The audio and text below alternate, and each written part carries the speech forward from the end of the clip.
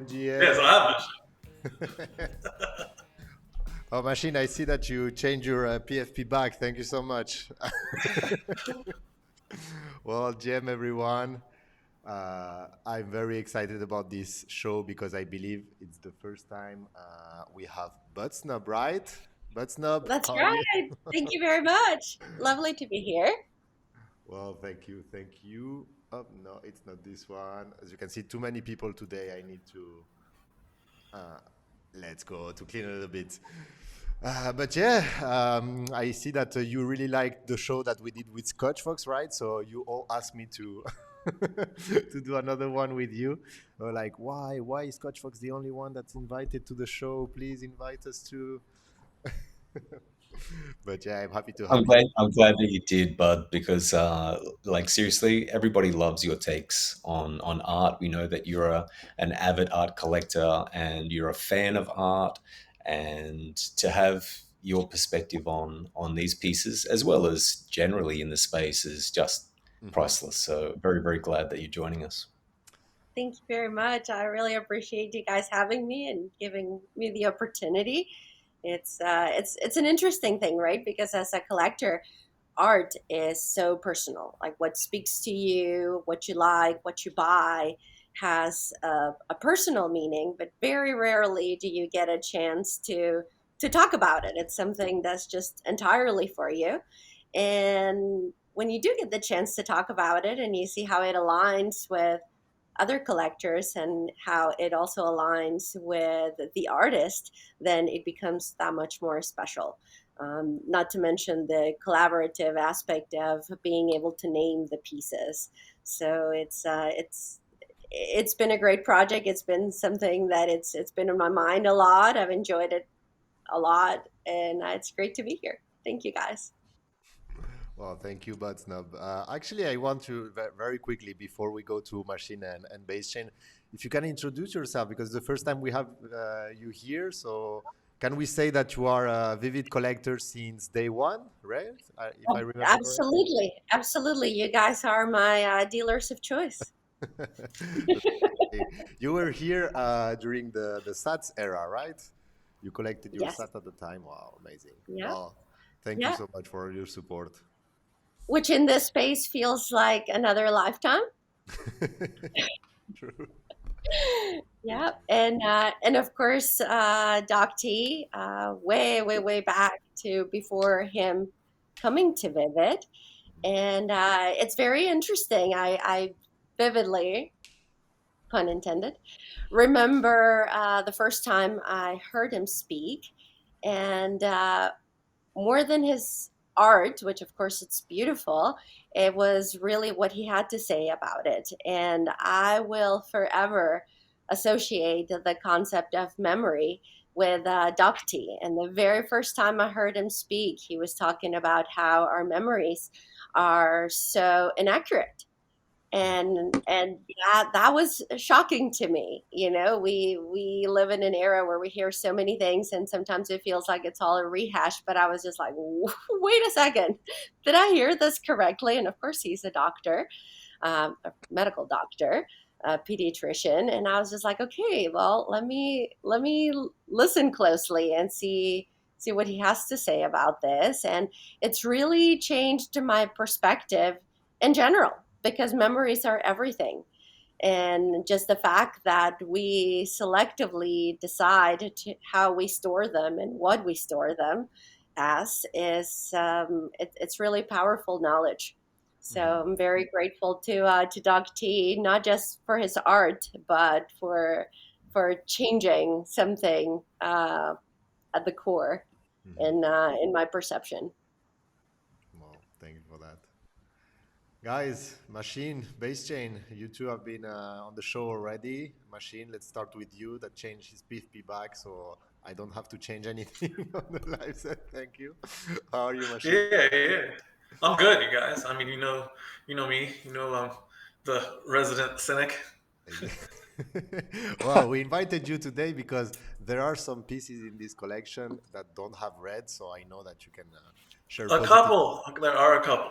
I haven't actually picked one that does have red, but there's good reason for it. Ah, okay, we can Oh, hear oh more. wow. Let's go. Let's Mhm. go. I That's know, right? Jaws on the floor. Shocked.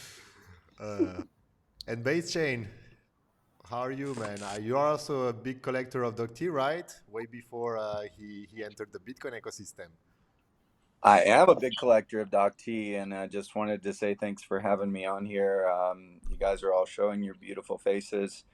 I decided to show mine in Marfa instead, Ooh, but it's not a privilege. Butchnop, great to have you on here. I know you've been in the Vivid family from day one.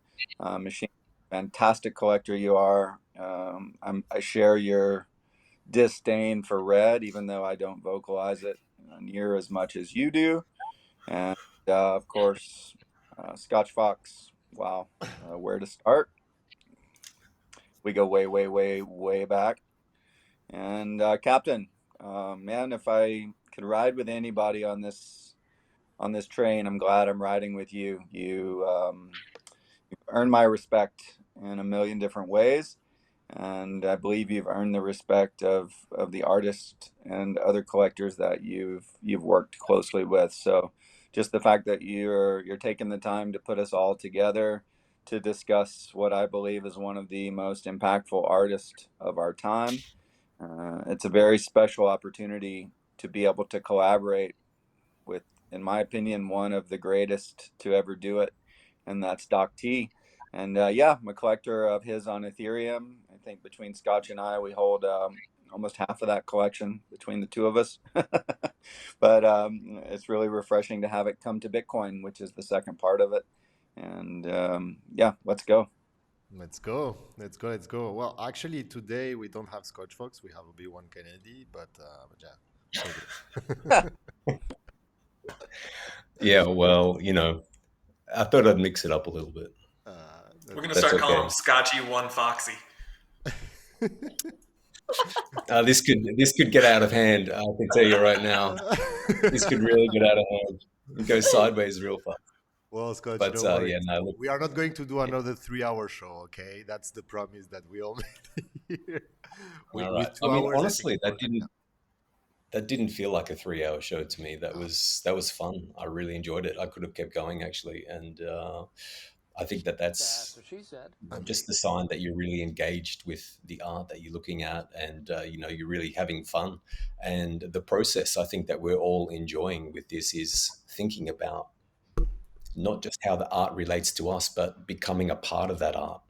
And as I said last week, we hang our own experiences and our own feelings and thoughts and memories upon the framework that DocT has put in front of us, and then we have the opportunity to put a name to that as well. Very powerful stuff. So Mhm. very, very excited to be here. Oh, and that's what we're gonna talk about today. As you guys asked, you wanted to share your thoughts on selected pieces, so that's what we are doing. So you all selected some pieces that resonate with you, that you like, that you'd like to collect, and yeah, you're gonna share what they are special with you, why they are special for you. But before that, guys, if you give me maybe 2 3 minutes, I wanted to share some very quick news in case some people didn't see them here. So yeah, I just wanted to mention, guys, that recently we have created something new in the Discord. So we are doing monthly giveaways now. And why are we doing this? Because maybe you don't know that, but the Vivid team is mostly based in Switzerland, Spain, France, and all of our impressions started to be in that area instead of in the US, where everyone is there. So, Machine, you had a great point about that. I'm gonna start using a VPN. But another thing that I'm also doing is these giveaways where you can just engage with our content and win points. And at the end of the month, we will do some raffles. You spend your points there, and of course, the more you engage, the more chances you get to win some artworks from the gallery. So yeah, I believe it's a fun way to help you guys, adding up to your Vivid collection and supporting the project in general. So this month we're going to raffle one mitosis, one floriforms, and one inflatables. So yeah, good luck everyone for that. And the second thing I wanted to share is that I started posting shorts on YouTube, on Instagram, and on TikTok from the live shows that we did with Scotch. and I'm super surprised. Like, look at the views. Of course, it's nothing. We are no influencers, but we still get some 100 views there and a few likes for completely random audiences, like completely outside from the ecosystem. So yeah, I just wanted to ask you guys to follow us there, and also why, because we'll also do some giveaways for the people that are followed there. So if you follow now, you'll be already in the list for the potential winners. Okay. So yeah, thank you so much, and I'm glad that Scotch you you are performing well on YouTube. People love you. I mean, like who knows what I'll be wearing next week? We might be able to get the views way up. Like let's see. We need to I'll open take it the. off right now. No, I'm just kidding. That's for another platform machine. No, not this one. Everyone do it. Everyone. But yeah, guys. So just before we start, I don't know if maybe one of you wants, well, any of you want to talk a little bit about the collection in general before starting right away with specific pieces. Maybe you have, I'm going to give you 2 minutes each if you want, starting by machine, because you said that you love this collection. Please let us know why if you want to do that. I mean, I do love the collection, even though like it's very red focused. Like probably 90+% of them have red in them. They're all like really cool and really striking. And the fact that like you could compare two of them against each other, it was like, all right, I'm going in like not liking red, but which one of these two with red do I like better and why? And then like even just the two of them against each other kind of like starts the idea process flowing for the names of these things, because like I would probably name one of these artworks here something different when I'm comparing them to each other versus when I'm just looking at them on their own, because my brain extrapolates to the other issues as opposed to just like the visuality of it. It also goes to the naming and the nomenclature, and Yeah. what do I like better? Do I like this picture better overall just visually, or do I like the entire vibe I've gotten from it and the fact that I've been able to name it, or that I had an easier thought process with the name that it came up, so it gave me more of an ownership? I just really like the entire process. Well, thanks. That was the idea. Like, we thought a lot about how to make this easy to discover, but also entertaining. Like today, it's pretty difficult to get a lot of attention from people, but this collection in particular deserves a lot of attention span. Let's say. So yeah, I guess that with this exercise, people could experience a little bit what you said. And yeah, here, look at this. So for those who don't know, this is accessible to everyone on the Vivid website, on the collection page. Just go to discover the collection, or just right here. Let me show it to you. So here, once you are on the Revisiting Elsewhere collection page, you click here, discover the collection, and you can go through this, what I call the Revisiting Elsewhere test, where, as Machine said, for me, the idea is to go as quick as possible to really let your heart speak here. And then once you have done, I remember maybe 8 or 10 choices, you can win a whitelist spot there. So yeah, if some people are interested in collecting, revisiting as well, not gallery collectors yet, this is the way to go. And as a side note, you can go back and do it many times. I've gone through yeah. and done like the competition versus each other like 20 times probably. Gives you different ones each time. And it's super cool because it's cool to see the evolution here. So you can see the 20 artworks that move collector most. And this is an elo-based game. So every time that people are completing, it changes. Because let's say that this one here is a top 1, but it loses against a top 100, it's going to lose a lot of points. So to be in the top, you really need to have regular votes. So yeah, pretty cool. And as you can see, one that you selected here, that's the top 2. We can see that Machine really plays that game a lot. But yeah. Okay. Base Chain, maybe you wanted to share something about the collection.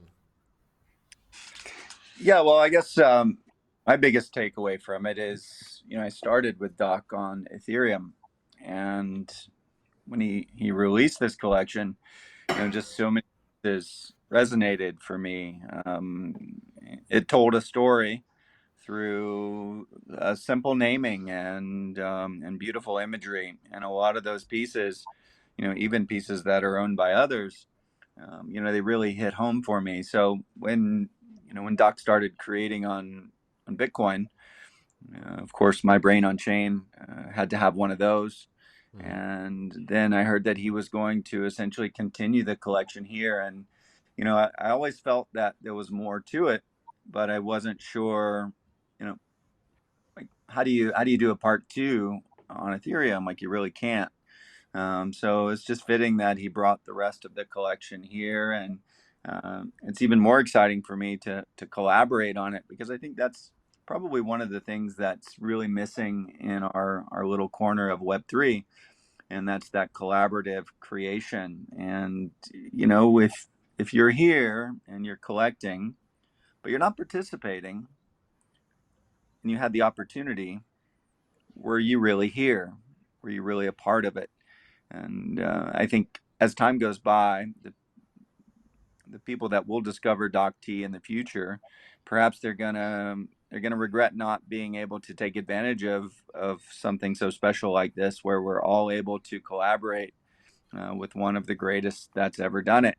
And yeah, I'm just there's just the collection's so deep. You guys on the first space with Scotch going 3 hours. I really like the idea of continuing the one word naming, and a lot of my suggestions in that space were more tongue in cheek and a little more comedic, if you will. But here, I think we can really get into it, and I'm just anxious to hear what other collectors whom I really respect have to say about these pieces. So for the most part, I'm going to be listening, and I've got a few pieces that I've named myself, and but more importantly than that, I just want to hear everyone else's perspective, and I'd love to get some input from the audience, because I know we've got a lot of 100%. collectors joining us that want to participate. So let's hear that, and let's elevate those folks as well, and maybe next time they can come up and join us. Mm-hmm. Agree. Let's go. Well, thank you everyone that's listening here today. As you said, base chain. Even if you want to jump, I sent you the link, or yeah, on the comments. It's maybe easier, but yeah, feel free to participate and share your thoughts. This really is a collaborative collection in all the terms. Like when DocT is first presented revisiting elsewhere to us, he wanted also to implement some technical innovation or features there, and he worked with Pierrot to see what they could do, and they ended up also working on this grainy effect that is applied on the image on the inscription process. So it's we don't inscribe like this file that moves already animated, but the animation is really made on chain, which allows us to save a lot of inscription fees, but also to be able to activate and deactivate that on the inscription. So from everywhere, collectors got a got a chance to title the artworks. Pierrot also planted his seed, and yeah, I'm really happy about the results. So can't wait for people to start collecting all of this. I think we lost Scotch, maybe, or yeah, I think we lost Scotch. Okay, so we're not going to start with him then. But Snap, I don't know if you wanted to share something just before we can jump on machine selection, or what do you have to I'll say? keep it really brief. Of course. As we already know, we could talk about this collection for 3 hours and keep going. So, but I will just say that, of course, Doug T is one of my favorite artists, and as I have explained, it's not just his art, but also his perspective. And this collection is particularly striking to me, and how much emotion it stirs. Like it's simple when you look at it. It's a few elements, and yet it has this like gut instinct about every piece. As you were saying, trying to go through it fast, that's exactly how I went through it. Ah. And not because I couldn't sit there and ponder it, but because I really liked what came to me before thought. Like the impression before I had a chance to think about it Mhm. was really priceless. and just having that opportunity. And also, I just want to say that I really admire the courage of DocT and letting people have a part in his collection. And of course, this is his baby, but to allow, so it's kind of like allowing somebody else to name your baby in Yeah. a way. And that takes a lot of trust in the people who collect your art, and it takes a lot of courage, and it takes a lot of detachment. So uh, that's pretty much all I have to say for now. But let's get going. I agree. Very proud. Very proud. Sorry. Very brave to do this. Like we have been through the the title suggestions. There are not a lot of trolls. There are some, but yeah, mainly very interesting titles. So yeah. Well, anyway, people will see them once they collect the artworks, as they will have to choose between those suggestions. But yeah, like to be honest, I was completely surprised by the amount of titles suggested. I don't know if it's just five people suggesting 200 titles each, or if it's the opposite. But yeah, a lot of titles. So thank you everyone. Okay, well let's go. Machine, what do you think we start with your selection? Because Okay. I can want to know about this red problem and why on this one is really a good choice. So yeah, let's go. Tell us a little bit about that. Okay. I guess I'll do the skull snail first. Yeah. Um, I called it "It Fits" because it's like a skull kind of facade, even though it still looks like I wouldn't say a cute snail, but it looks like a nice picture. You know, like the shell is really nice, but the skull fits. Like it fits the snail, it fits the picture, and it oftentimes probably fits us. Like there's probably times where each one of us has looked in the mirror and seen something a little darker than what you expected to see, or what you wanted to see. Mm-hmm. That one's just a little quicker and simpler. Mm-hmm. I'll keep the red for the last. The messenger. I called it the messenger because when I first looked at it, I was like, "Oh, this is kind of cool. Like the rabbit's eating the snake, but the rabbit is most definitely not eating the snake. The Mm-hmm. rabbit is delivering the snake."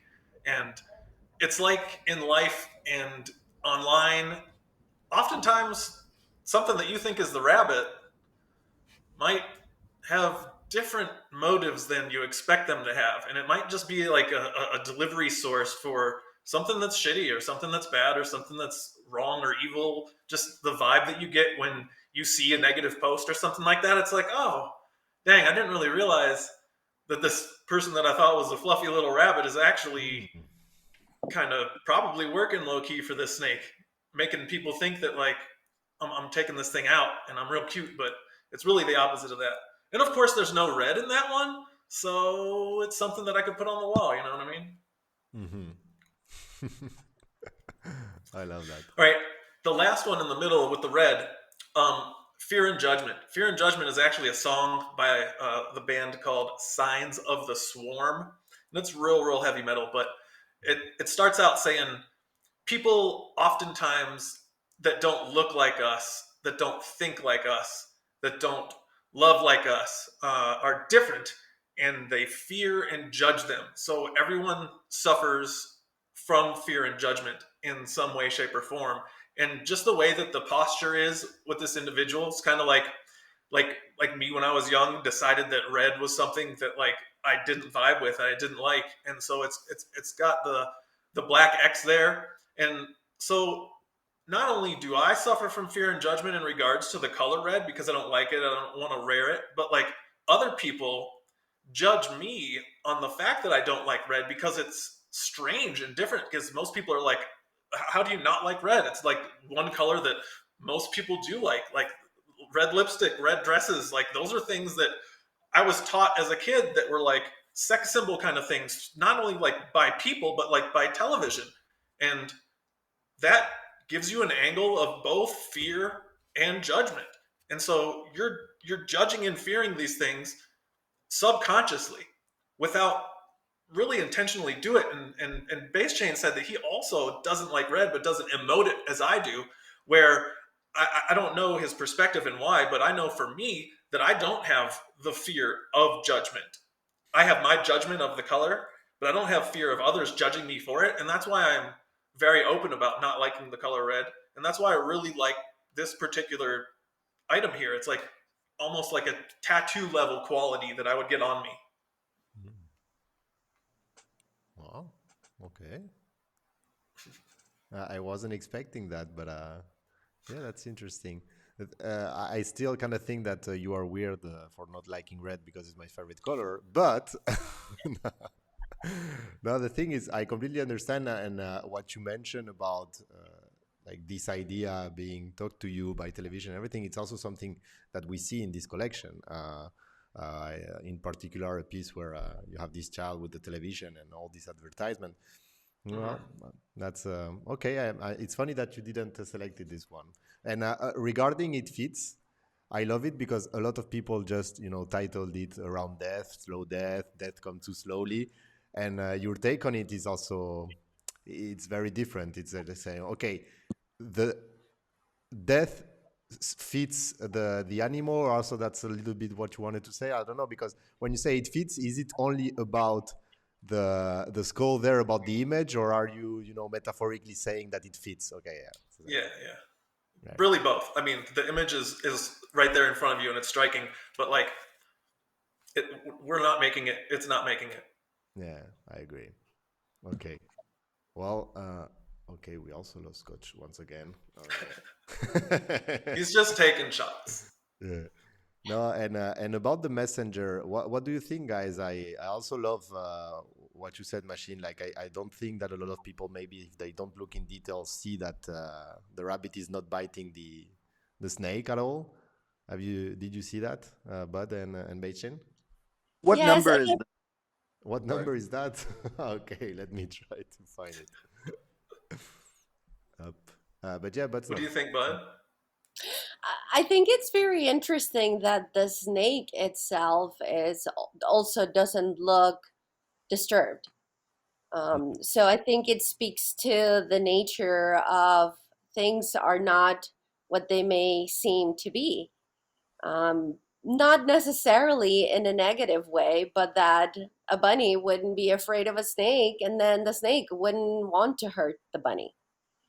Mhm. And this one, it's a little bit of a personal story that it brings to mind because I've had a lucky encounter with a snake, with a rattlesnake, and I was lucky enough that nobody got hurt. We all lived to tell it. We all lived to part ways and go on. And part of the story involved a dog of mine who his nickname was Bunny. So it's not something that anybody else would pick up from this piece of art, which again is what makes the art so personal. To me, art it's almost like songs. Sometimes you feel like a song will deliver a message for you, like something you needed to hear, some words that meant something at a specific time. To me, art does that in many ways. I see things that I feel are messages that are beyond what the artist was trying to convey, and that's definitely the case with this piece. Mhm. Yeah, it's funny because Like, to me it reminds me a complete different story. It reminds me when my rabbit was murdered by a snake. Yeah, yeah, yeah. It Is was. that real? Yeah, yeah, it's completely real. I had this rabbit for maybe like 2 years. We kind of had a love hate relationship because he was only biting every cable of my PlayStation. Uh, but I loved him. And yeah, he was playing in the garden, and we found him killed by a snake. Well, we knew that it was a snake because of the bites. And when I saw this artwork, for me, it reminded me this story, but in a positive way also, because at the end of the day, I know that it was something that hurted me at that time. But I also learned a lot because I was a child, and my parents told me, okay, it's fine. This is also something that happens, and maybe it wasn't the first time that I was in experienced death or someone that I liked dying, but it taught me a lot at that time. Yeah, that rabbit was the messenger for those lessons to you. yeah, maybe that's the thing. Yeah, so the messenger. Okay, well, Scotch, Scotch is always leaving and then coming back. Every time I hear the ringing, so if I don't answer to you, it's because there is Scotch Fox ringing and I can't hear you. Okay, um, okay. Well, and you, Base Chain, do you have something to say about these artworks, Yeah, particular? I wanted to take a closer look at the messenger because as you go through this collection, it's not there's not 10 pieces to look at. There's close to 200 pieces to look at. So a Hmm. lot of times, things don't resonate until someone else Yeah. starts to talk about them and what it means to them, and then perhaps in those instances you can gather deeper meaning, and I think that's one thing that DocT really brings to this, and I think I alluded to this when I first came on, is that how so many of the pieces just spoke to me in ways that maybe art previously hasn't. And I think this is another instance of that where as a kid growing up, I had rabbits. We would go to the fair once a year, and the attraction that I would want to play was an attraction where I could win a rabbit. So many years I came home with rabbits, and they all ended somehow with loss. The rabbits just they never lasted. They would either get away or they would be killed. And I don't think at the time I knew what killed the rabbits. But we lived near a body of water, and most likely Hmm. that was a snake that came in to kill the rabbit.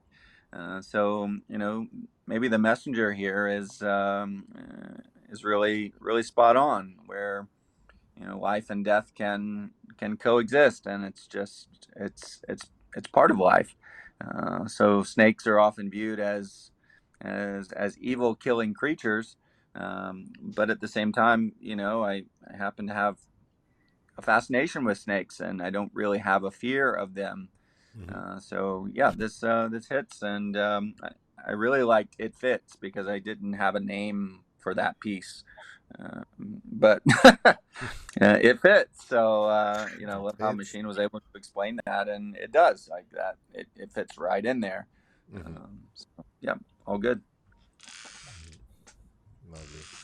Uh, it also reminds me that because now you're talking about the messenger and how the rabbit here, this artwork is the messenger of that experience. It's funny because before having the rabbit, my father had a snake, and we had to give it away to, I don't know, like a zoo or whatever, because it was getting too big, and it stopped eating for like a month almost.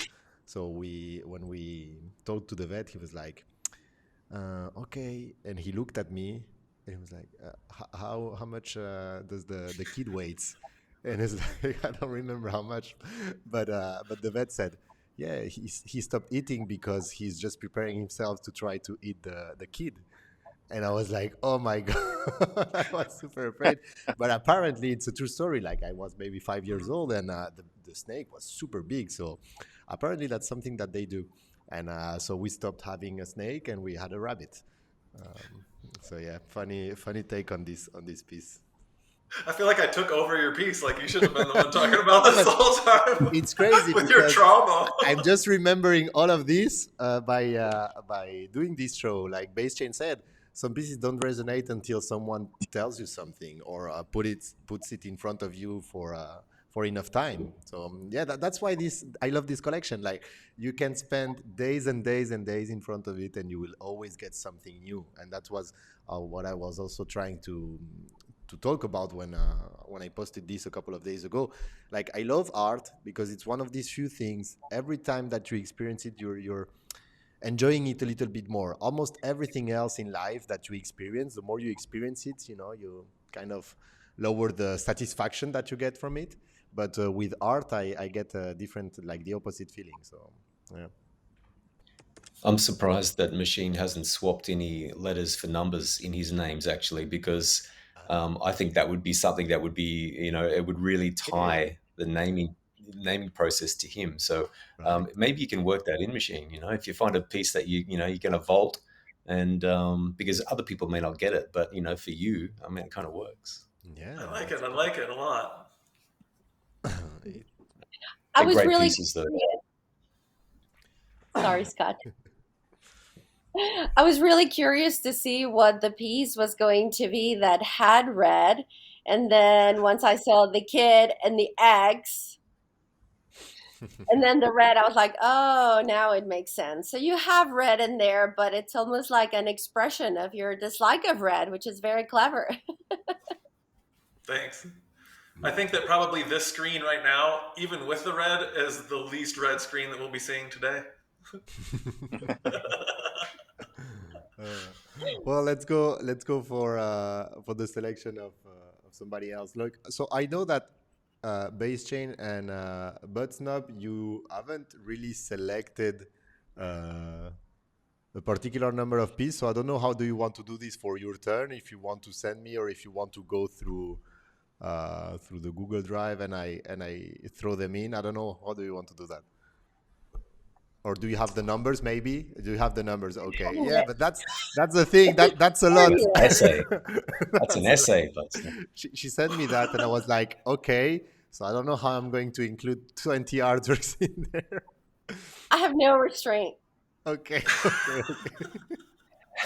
So I'll you said do. it wasn't going to be another 3-hour show, Gerard. Yeah, well, that's Right. I've been betrayed. So no, but okay, I will include some of them, and we'll start that way, and I will update them. I'm Okay. actually I very also like interested hearing to her see which alternate one. thoughts on the other ones. Sorry, Scott. Yeah, no, I was just going to say I'm very excited to see what everyone has chosen to look at tonight. So that for Mhm. me was the exciting part about the show, was seeing what pieces people have selected to discuss. Okay. I like Well, your so pieces, Machine. let's Thanks, do thanks. that. But maybe do you want to? Do you have in mind some of them from the huge list, or can I just pick randomly? Oh,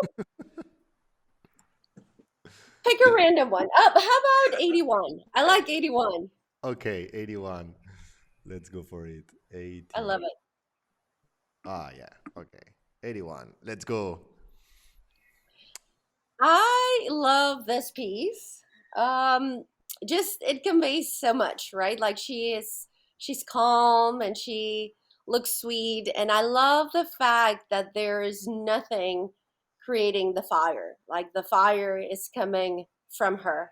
Like there's no match, there's no lighter, there's no fuel, so to speak, other than herself. And I that just really resonates really deeply. I think anytime that we're faced with challenges, it's about digging deep inside and creating something out of nothing. And that's what I get the most out of this piece, just the having the determination to create, starting from nothing, which is how it all comes to be. Anyhow, it comes with from the intent, and then the realizing that it can be done and that you can play with fire. Love that. Yeah, true. Nice. Okay. Let me. So I'm gonna include. So I'm gonna cheat a little bit. I'm gonna include some that you already selected, but that I also like. Okay, that's fair. uh, no, I like this one that you selected. So 89. Uh, I love this one. I love in general all the ones that have skulls. Oh, Scotch Fox one again. Scotch Fox, what's happening? Oh, I like that one a lot too. No particular reason, but yes, I like that one yeah. a lot. Well, for me it's the skulls because one of my favorite that I will show you later also saw this skull, and it reminds me of this Vanitas movement where you have death elements with confronted at the same time with beauty, and yeah, I don't know, it's a genre that I always liked because I think that the French educated me like this. It's a very famous French, like it's very famous movement in France also popularized by the like Baudelaire, who wrote Les Fleurs du Mal, who also plays a lot with these mixed feelings. And I believe that once you start mixing beauty with death, it gives a complete other feeling sensation. And yeah, so that's why I love this one. But Snub, you also picked this one, so please let us know why you mentioned it. Yes, so this one's a really interesting one because it's all black. It doesn't have any green or red. It just has the tiny little yellow dot, which I thought was really, really nice because, of course, that signifies DocT. Um, as a child, and many of you don't know this, but I was born and raised in Mexico. And usually children do not wear black. I think it's more of a modern thing where you see children wearing black for formal occasions. But growing up, the only time that a child would wear black is at a funeral, and it's out of respect. And so the fact that he's holding the black skull and he's wearing black, it just reminds me of like the first time you realize that bad things do happen and you will go through loss and you will go through pain, and it's very difficult. It speaks to me of the first time you lose somebody that you love and how that changes your perception of life. All is well when you're a kid and you feel like you have no perception of bad things happening until somebody who you love you will never see again. And at the same time, the skulls in Mexican culture, as you know, we celebrate the Day of the Dead, and it's not meant to be something that's sad. It's really meant to be a celebration. It's really meant to remind us that while we're here for a little bit, we go on, and love never dies, the spirit never dies. So it's sad. Of course, it speaks of loss, but it speaks of loss in a way that it's part of the process, and and there's a not endedness that exists. Mhm, mhm. You mentioned something that I think it's interesting to talk about, the yellow dot. So because this collection, so DocT made this collection, and he said that this was a foundational work, and that by looking at his collection, you can understand a lot more about how he grew up and what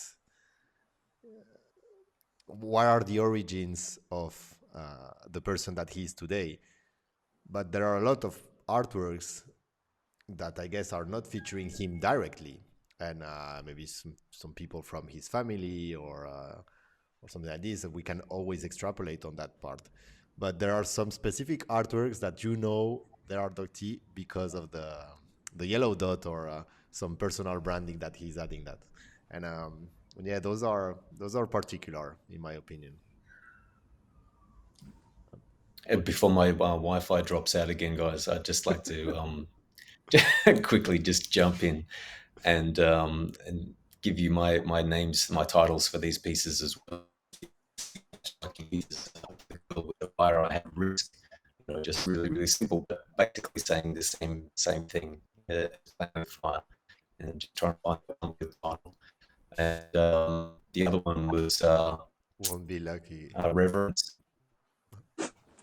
Yeah, reverence for the boy holding the skull. Am I gone? Coach Fox, Have I I'm dropped sorry. out again? I guess that I'm not the only one who hears you weird, right?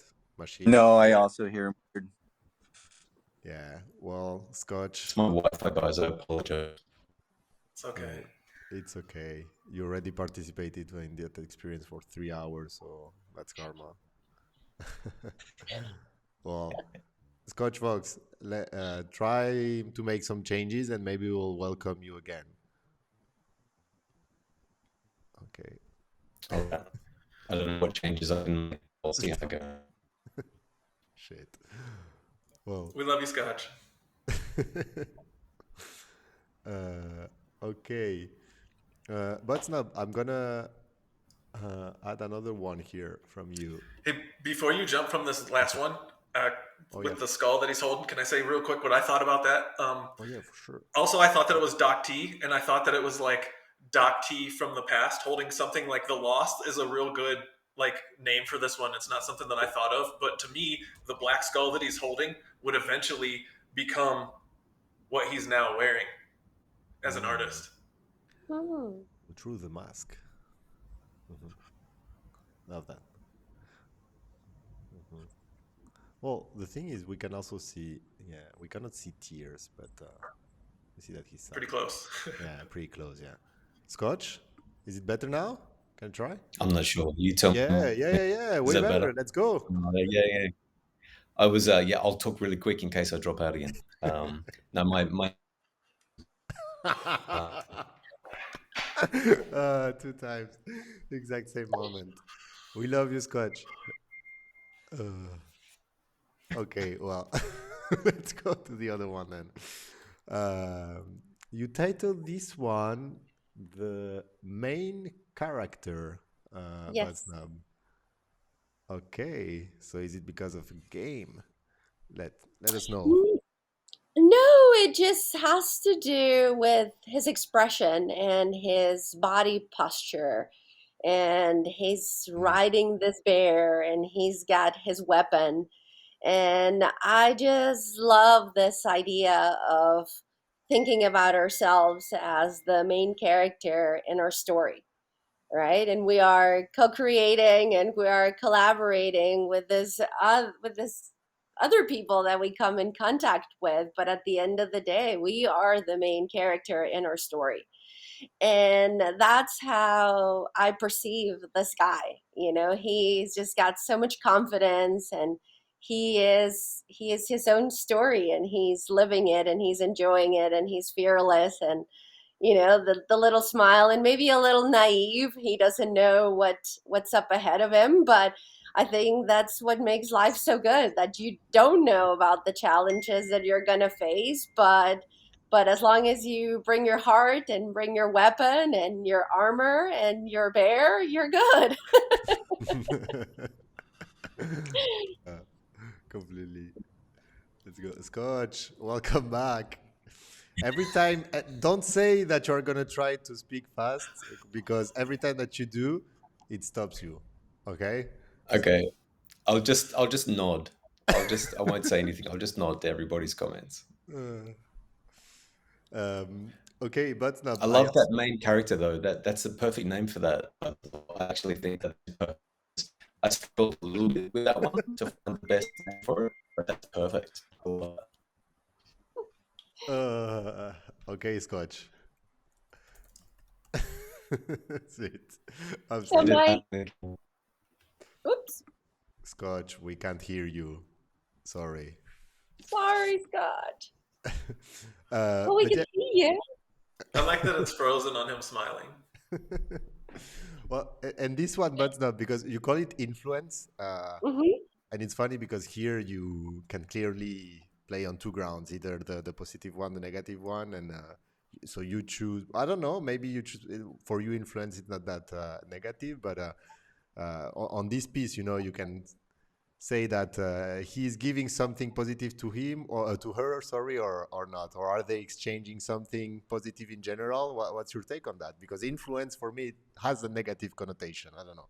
Okay, and it doesn't to me. Okay. No judgment at all. To me, our relationships are karmic in a way. Hmm. Like we go through this lives, and the people that we interact with are people that we've been with before. It certainly feels that way in many of my relationships, and I think who we choose as our partner is perhaps one of the most important relationships we will all get to have. And there's this blending that happens between these two people, and sometimes it's kind of hard to know where the line is, right? There's going to be something that you take some good and you take some bad, and the other person does the same. There's some good and some bad, but it's the blending of the two and the going at it together. So it's I like it. I like the fact that they're kids. It just speaks of the nature of relationships starting before the relationship actually happens. It's something that's meant to be in my eyes, Mhm. and how they're just meant to be united and and blended. Mhm. I don't really have a better way to describe it, but I love this piece. Mhm. No, this is one of my favorites too. Up. Okay. I'm sorry, guys. I tried to get Scotch backed. I kid him. Can we all put together a pool, perhaps, and maybe get Scotch some quality internet wherever he is? Let's get that man a hard line. Right? let me share an address here on the show so people can donate for Scotch Wi-Fi, please. Uh, okay, no, but let's go with yours, base chain. Maybe we'll come back, but snub with some of you, some of the ones that you picked too here. But I want to. Ah, okay, he's back again. Oh my god, I'm so sorry. Scotch Fox, does it work now? I'm not going to even try. I don't think. Uh, I'll just sit here and be a face. Perfect. Well, I think it works better now, but let's see. Okay, so base chain, you just sent me up no one base peaks. So you shared 83 and you called it tripping. Okay, let me check which one is this. Ah, the fun guy. Tripping. Yeah. So I spoke of this piece earlier.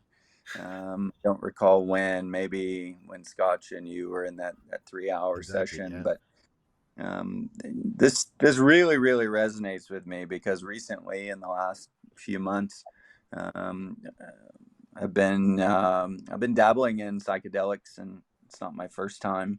But in this particular instance, I happened to be on top of a mountain.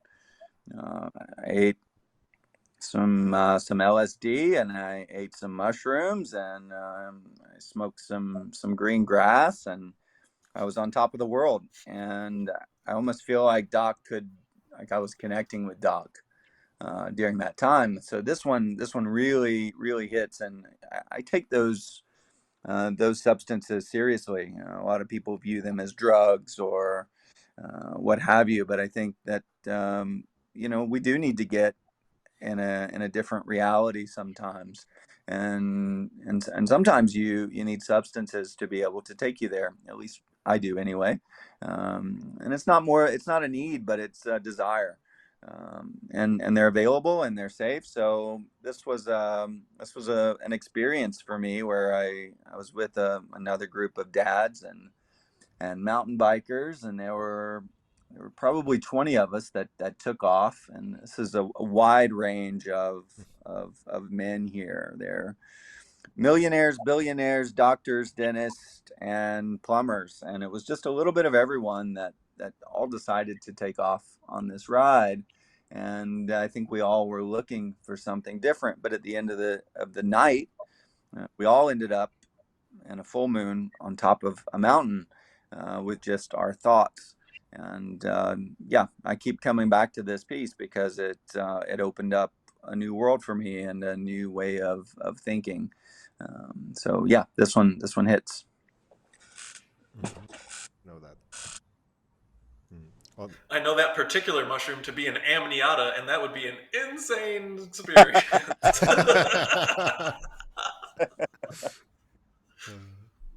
Yeah, we weren't eating those, fortunately, God. but some cyanescens go a long way on a full moon, and it's taboo for a lot of people to discuss mhm. these things, but in the forest and in the trees, we that's how the trees communicate is through these shrooms, and I think it can help us all to unlock something that that we may not have known was there. So, not encouraging anyone to do anything illegal if that's the case where you live, but if you're with people that you trust with substances that perhaps open your mind up a little bit more. And that's what DocT's art does to me. Hmm. It puts me in a different place. I can see his perspective, and I believe that he can see mine in many of these pieces. Hmm. Hmm.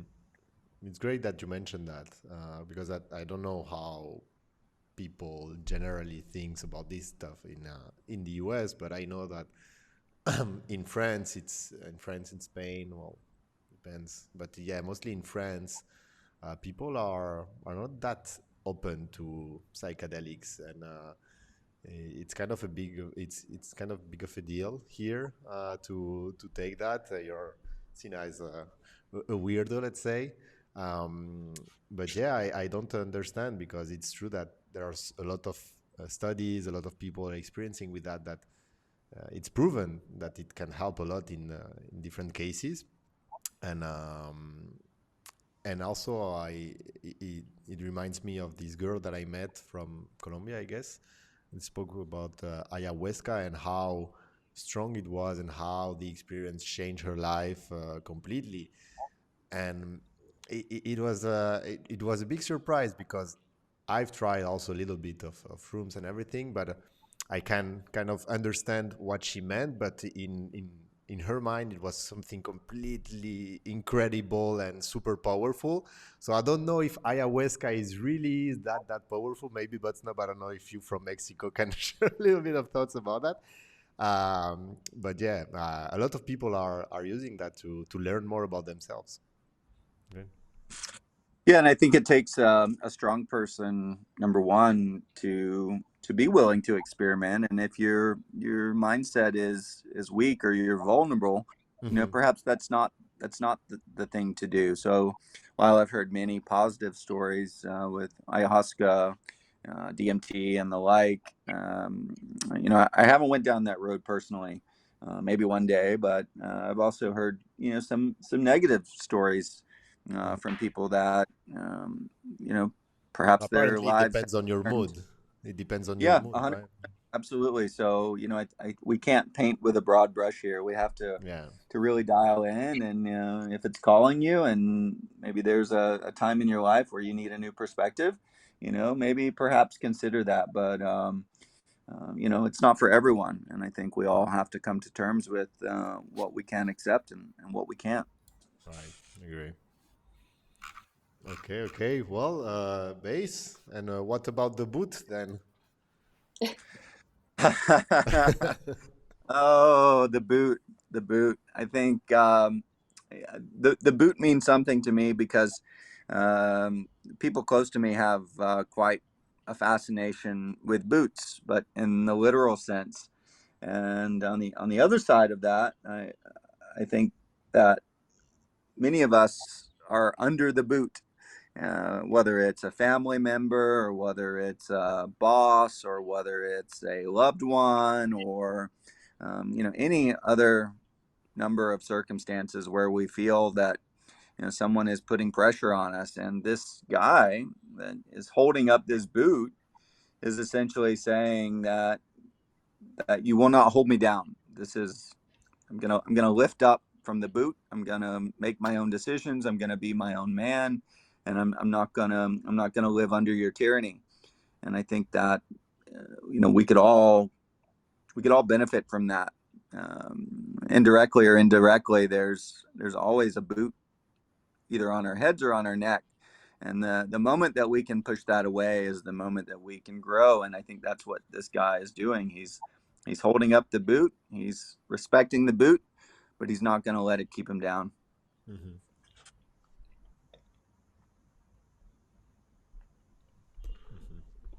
Anyone something to add?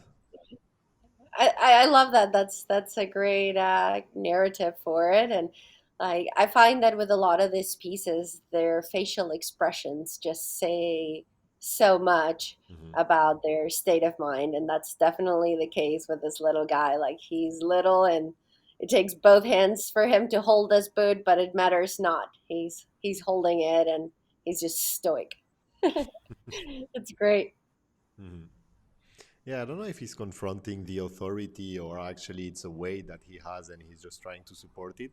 from the emotional, like from the face, I could see that the emotion is more fighting it or being against it. I don't know. Yeah, that's what I get. He's against the boot, and he's going to resist the boot. So he's picking the boot up off his neck or his shoulders or his head or what have you, and Almost ready to throw it, like, no? he's ready to throw that boot. He's done with it. He's done Yeah. with it. That's also what I see. Nice. Up. Okay. These are two others that you sent me. Base chain with the bags. I need to rename it. Sorry. Up. What happened? Okay. You can tell us about the edge in the meantime. Yeah. So the edge. Wow. Yeah. The edge means a lot to me because a lot of times we in life we're faced with circumstances where we don't want to look over the edge for whatever reason, and I've lived some instances of the last 5 years where I've been on the edge, like the literal edge of the mountain, and looking over. So I feel like this one really resonates because you're never going to see what's on the other side until you take a peek. And a lot of us, at least people that I've shared some of these journeys with, one of their fears is going to the edge and just having a look. But for me, I've never been afraid to get to the edge, right at the very, very tip of it. Not where my life is in danger, but where I can see a new perspective, and it kind of ties in together with tripping, the first piece that I titled, and there seems to be a mountain theme with a lot of Doc's works, and mountains are a special place, and if you can take yourself to the top of the mountain. And especially one piece that Scotch owns from the Ethereum collection, like the kid riding his bike up the mountain. And then this is almost a continuation of that, where he's now made it to the top and he's at the edge. And you can go right to the edge, but still come back. And I think that's where the beauty is getting to that point where it's do or die. And that's where this kid is at this stage in the game, and I'm comfortable on the edge. I like it. Interesting. Okay, but what about the cash cow then? Oh wow! I know this one's going to probably resonate a little bit with Scotch Fox there. Perhaps, yeah, Butt Snob as well. So a little background on this piece. There was an ordinal project, or actually an Ethereum project that many of us were and still are involved in, and it's called the cows. And for us, the cows still have not come home. and these are my bags. Like this is the project that I had perhaps the most faith in early on. It's kind of what kept my fire burning for ordinals. In some way, it's what led me to Vivid, because that's where a lot of our community stem from. And the cow is holding my bags, and he still has not come home. And I'm perhaps one of the largest bag holders of this non-existent project. The developer has kind of just kept putting us off and giving us some of the most bullshit excuses that you've ever heard, and they've gone on for 2, perhaps 3 years. And I feel like I put a lot of faith in these bags, and I'm still waiting for them. So this one really hits hard, and the cows and carrying around the bags, because that's what I'm doing. In Well, March, it will be 3 years. I hope that they receive the Wow. message. 3 years, Scott said. Yeah, I've lost track of time. In March, yeah. When cows, Mr. Wagme saying, when cows. Yeah. Wagme's been there with us the whole time. Oh my God. Okay, I'm glad I'm not there then. It's funny for Yeah, me you're because I've not. only ever heard of like the references, and like I see you say it on X for years and in Discord and stuff like that, and I was always like, "What the are cows?" Yeah. I've been saying for a while. I think it's a exercise in weaponized autism, um, and it's just testing everybody's limits just to the maximum. But I mean, I think we've just learned to roll with it now, and I think we've just learned to just like laugh it off. And we actually now are making excuses for the dev, just so that he doesn't have to do it himself. Now it's just become part of the joke. So yeah. Uh, oh my god. Okay, okay, great. Cause imminent, in my opinion, Mr. Wagme just commented. Well, I'm sure that they're gonna watch the show and they're gonna do something, Well, right? I think one thing I'd like to add here is that ordinals right now are a really divided space, like absolutely divided, and there's many camps and people. It's the Wild West still on Bitcoin and art on Bitcoin. And I think if there's one commonality that a lot of us have that really tie us back to the early days of, like, the people that are part of cows, and it hasn't come public yet because the cows haven't been delivered, but these are the people that were truly early and truly pioneers in the ordinal space. Like, we were all here from inscription number 100 or beyond, and really diving into ordinals, learning about the importance of using parent-child. And this project, a lot of the people that came from it have turned out to be some of the most passionate, some of the most active, some of the most collaborative collectors and artists that this space has.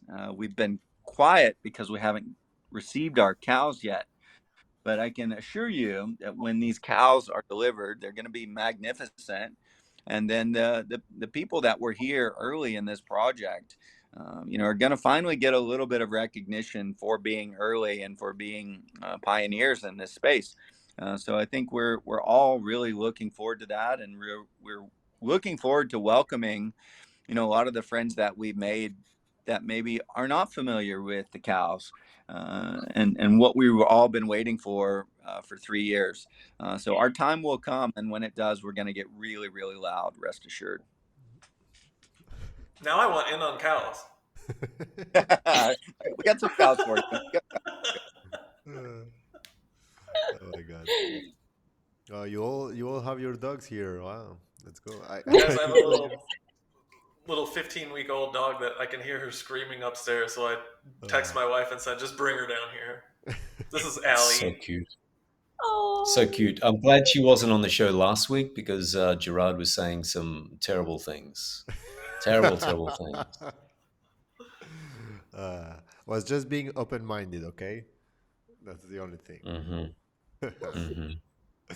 Hmm.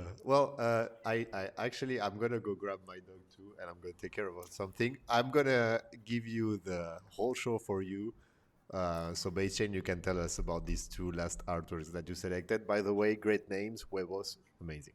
Wait a minute. I've got a question first, Gerard. Why have I never seen wildflowers? Wildflowers. That's one that we kept secret from you, man. I'm so sorry. I don't think I saw that one yet either. I've Yeah, never seen that. What's going on? it's one of the latest additions. That's Actually, amazing. there are two that we added very recently. I need to share those with you, actually. Amazing. I You love do. that. Spill the beans. Do your dog thing and then come back and spill them beans. Let's go. Well, Base Chain, tell us. Okay. Yep. Well, it's I'll wait for you to come back for huevos because it has a bit of a connection to your home country, Gerard.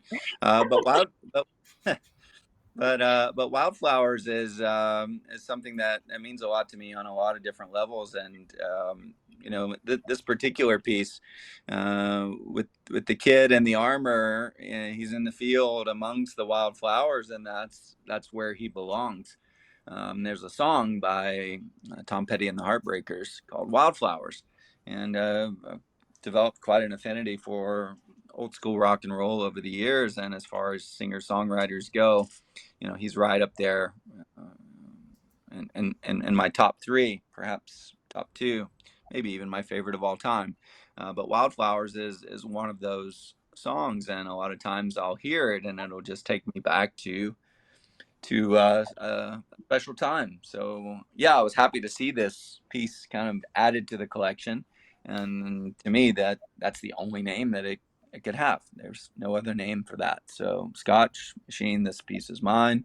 You guys are gonna need to back off a little bit Beautiful. here. It's a I'll great just take It's piece. beautiful. I mean, the Yeah. reflection in the armor is just it's amazing.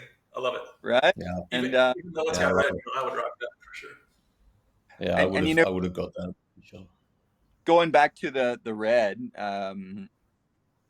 it's not that I have a fear of telling people that I dislike red. I've done that for the better part of my life, and it's not something that I want to continue to carry on.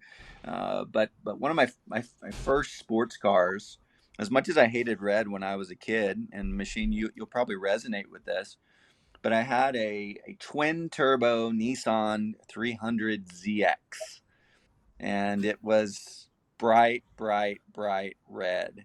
And I resisted the car for a long time because of its color.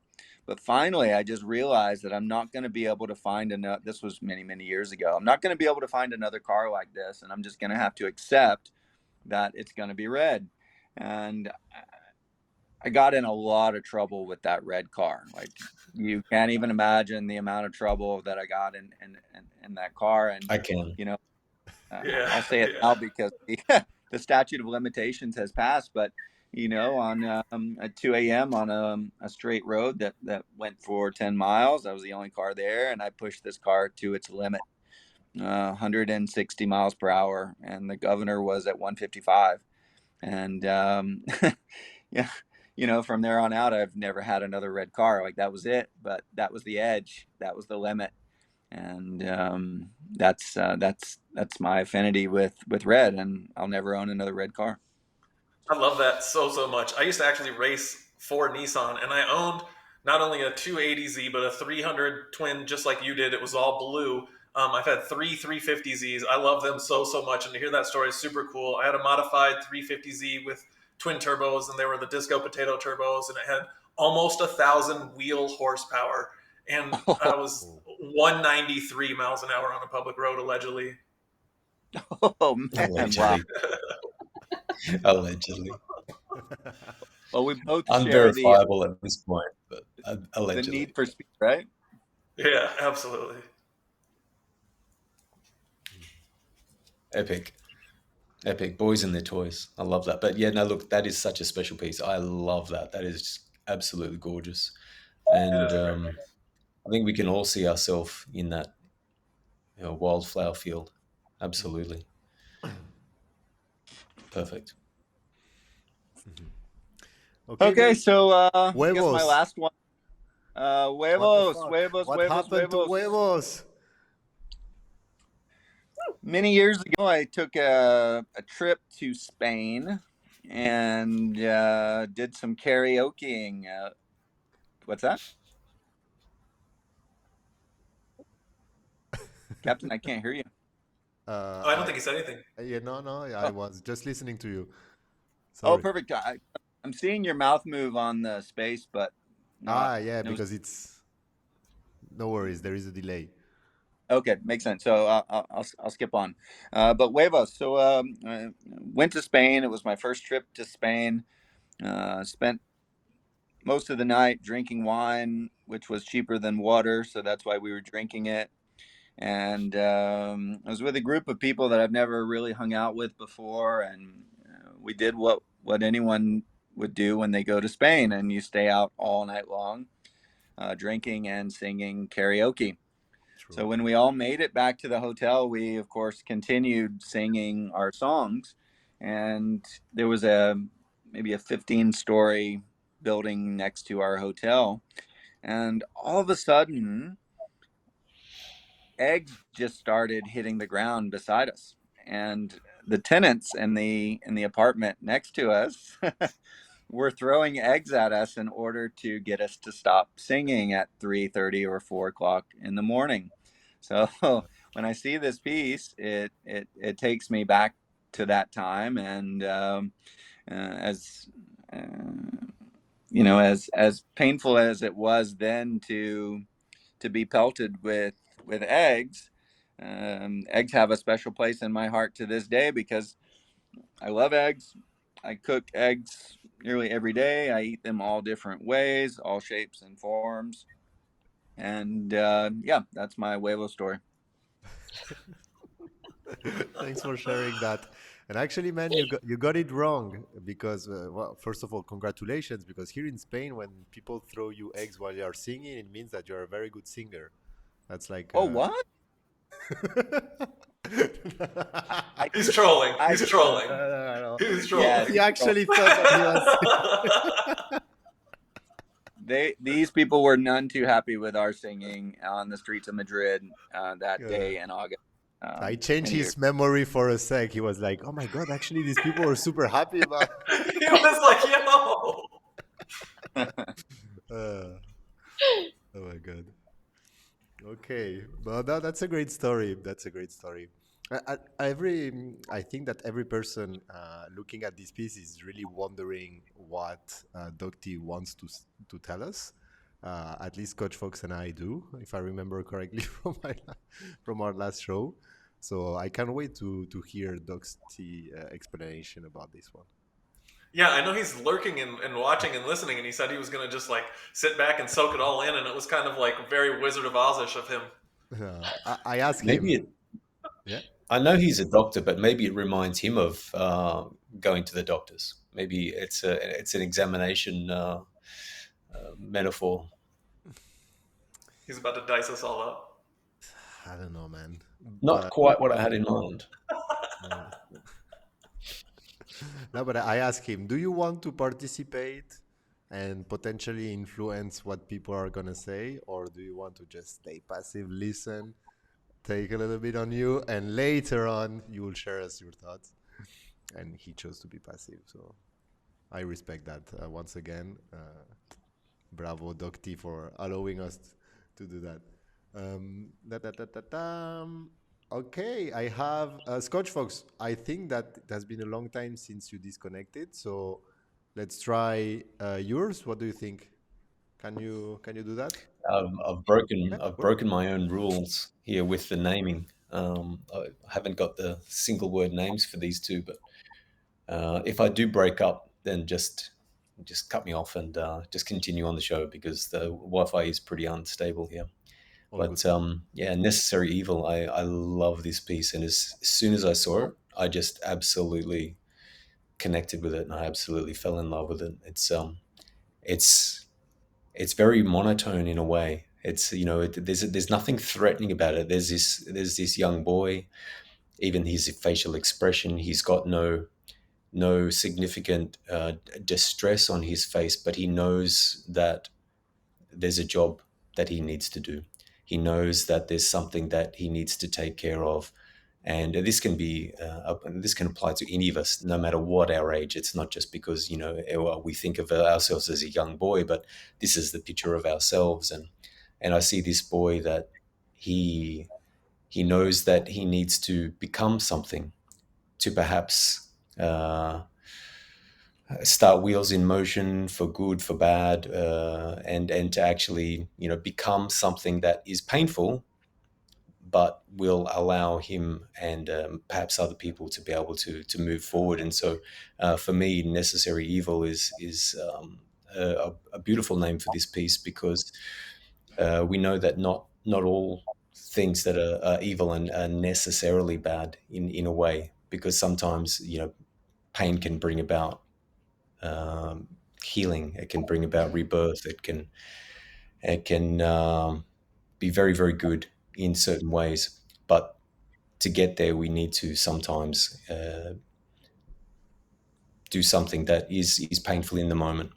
And so I see this young boy is putting on that mask, and he knows that he's preparing to do something that is not his favorite thing in the world to do, but he knows that perhaps hopefully it's going to have a positive outcome in the long run.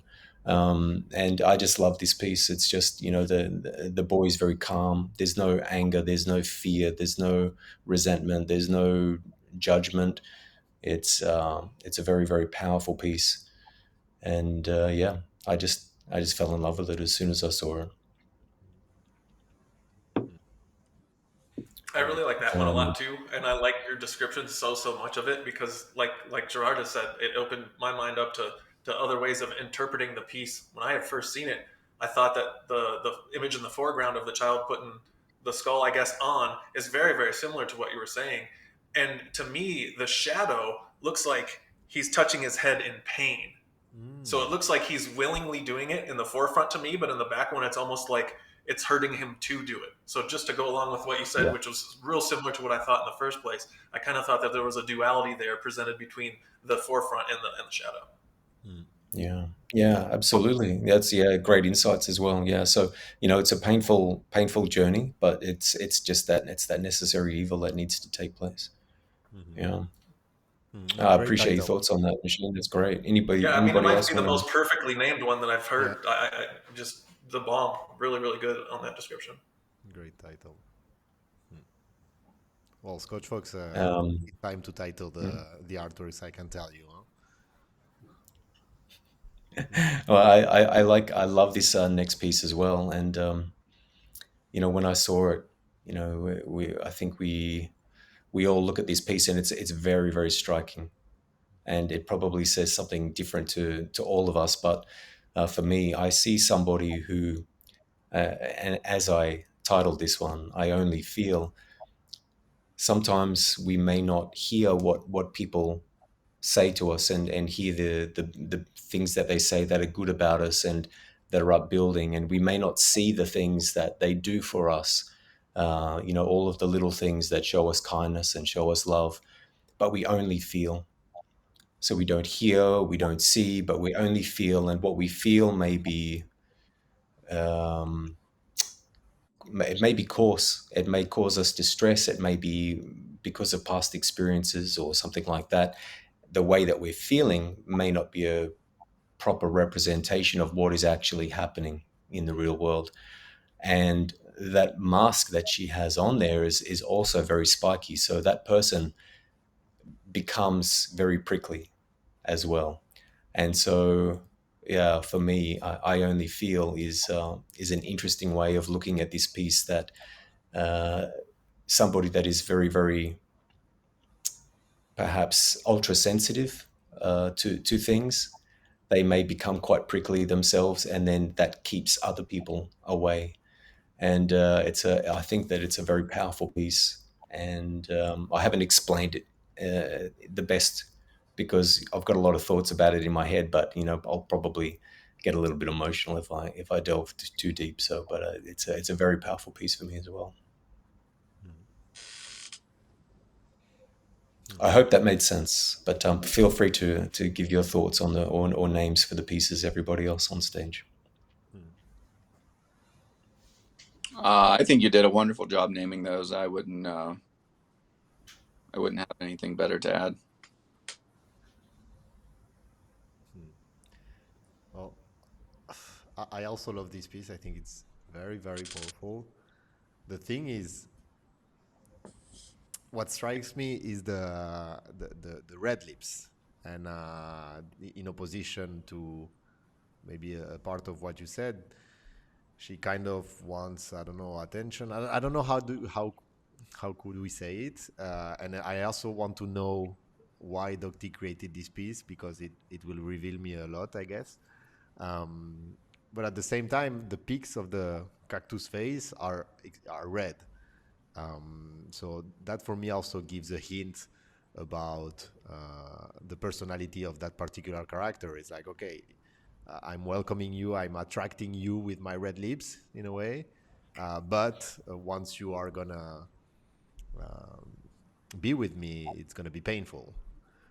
So that's the way I see it. But I love your take on. I only feel like she's restraining herself about of hearing everybody or people's thoughts, and she's only feeling, as you said. I don't know. Both takes are correct. I guess it's Yeah, 100%. And that's the beauty of it, and that's the that's what beauty we of this keep coming collection. back But to. I don't know That's what to choose in my mind. I don't know how to settle and say, okay, this is what I think about this piece. yeah, Well, yeah. and I No, think sorry, the bud. no, it's okay. The spikes, the thorns, it speaks to the nature of, maybe she can be hurtful to others, but it's not her intent. Her intent is just to protect herself. Hmm. And sometimes in protecting ourselves, we can be perceived as hurting others, but that's not the main function.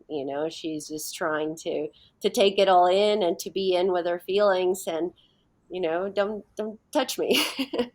Hmm. Yeah. Yeah, that was one of the other thoughts that kind of intertwined with this piece as well, was that it's a protective, a layer that goes on top, and it's yeah, prickly. So you know what it's like. It's difficult to get close, right? And you get that because of the prickles, and then it's always difficult. But yeah, no, they're just such wonderful pieces, and like all the others as well, they say something to all of us, and we connect with some, and yeah, I really connected with both of these. Hmm. Well, you're lucky because the second one almost doesn't go through the final curation. So yeah, Really? yeah, yeah, yeah. A lot Oh of no, that's doubts got to on be this one. So it's got to be maybe, there. yeah, that's why I want to know the thoughts behind DocT, because it's funny to see the difference between what he considers that must be in the collection 100% and some that he has some doubts. But for some other people, it's like, what? No, no, no, this is my favorite piece. So, yeah. Well, guys, I wanted to show you also mine before kind of closing this. So I will show you mine, and we can go, of course, on more if you want. But I will also show the selection that Stephen Miller did for us. He also selected some that he loves, and we'll close this. But yeah, let's go with mine if you don't mind. These are the three that I kind of like the most. So as you can see here on the second one, I still need to find the title. I really don't know how to title this piece. Like this piece is the one that I chose because I want it at home. I want the physical reproduction of it. So just quick parenthesis, but yeah, all the pieces will be able to be claimed once as a physical, and so I will get this one. But I still don't know how to title it. It's just the one that I want to have at home and visually striking to me. And every time that I see at the suggested titles, I consider that this is not how I want to call it. So maybe with your help, I will. I don't know how you would title this one, the one For in the me, middle. I think of sweet words. For me, I think of a beautiful woman that's speaking sweet words, and that the bee is attracted to her mouth because of the beautiful things, and it may be the way that she articulates herself. It may be, she says very kind, loving things. Who knows what it is that she's actually saying? But it's for me, it's that visual representation of her words being so sweet, is that bee Hmm. is attracted to her. So maybe you could find the right name around that kind of premise. Hmm. I thought it was great that you had that slip when you said honey, because in my Yeah, head it was kiss of honey. right. Hmm.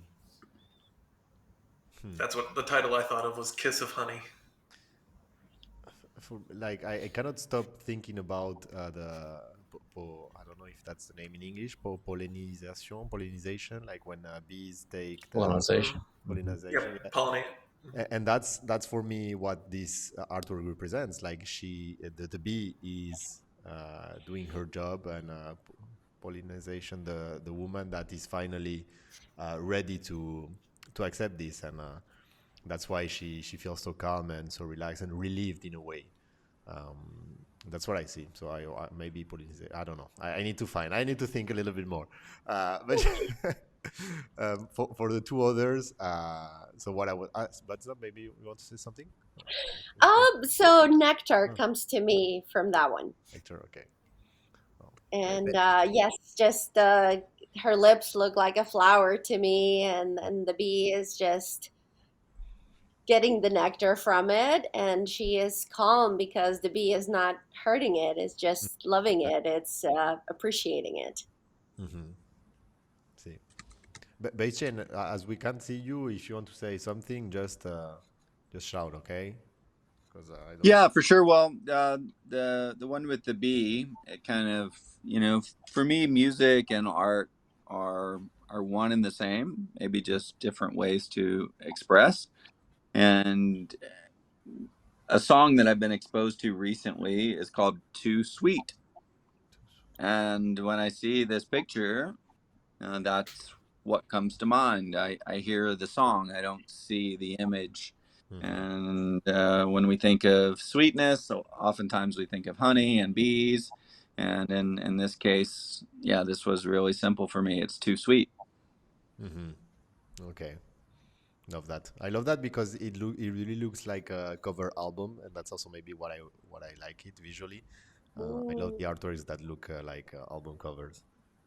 Um, okay. Well, and so the first one, Vanitas. So that was I was mentioning that before. I love this style, and more particularly this artwork.